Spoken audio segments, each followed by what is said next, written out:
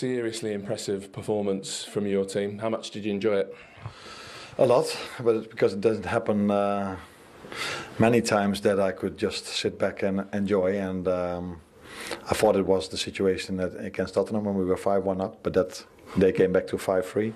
But today we kept control over the game and won with 5-0. Do you feel like you've gone up a gear in the last few weeks? You mentioned the Spurs game where you scored 6. I don't know, maybe since the week of Real and City, do you feel like you've found another level as a team?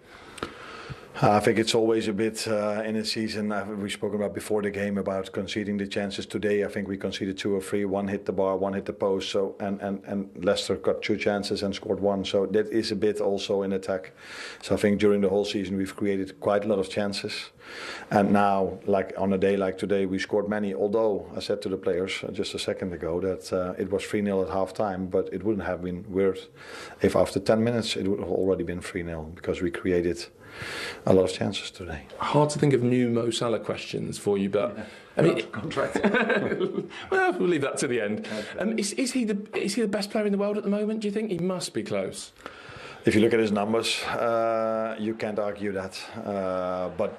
But there are different players playing in different leagues, so that have a lot of quality. But Mo is definitely up there at the moment. If you look at his numbers, but also like today, he could have even scored more. But I also liked again his work rate for the team without the ball. So yeah, he's in a very good place. You can't argue about that. And let's hope he can stay like this for a long time. In a team sense, you know, everyone will pick out different things. What did you like most today?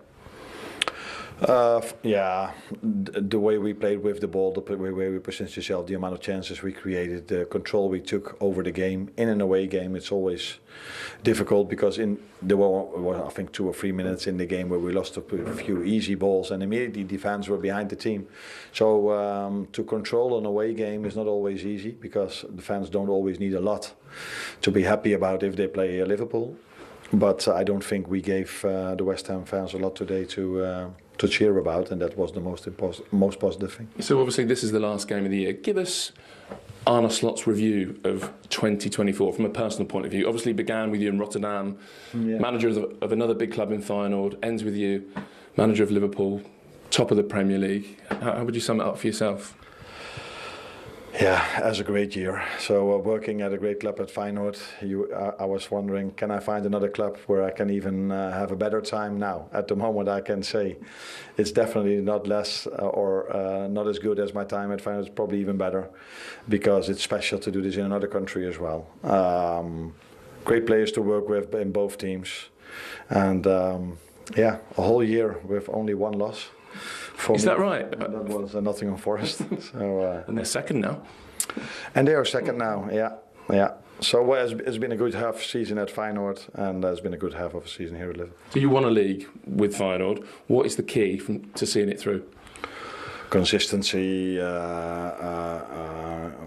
Enough challenges will come ahead of us, starting with Man United at home, which is a big game. Even if you don't look at the league table, it's already a big game, let alone you want to keep your lead as long as you can. So I think it's 9 games in the month of January, if you include the 1st of February, which is of course not January, but you know what I mean. So many games are played. You saw today again injury of Joe Gomez. How is he? If a player says he wants to stop, he has to be changed in a sprint. Then we all know it's a hamstring, and we all know it's going to take a while before he's back. I don't know how long, but he will be out for quite a bit.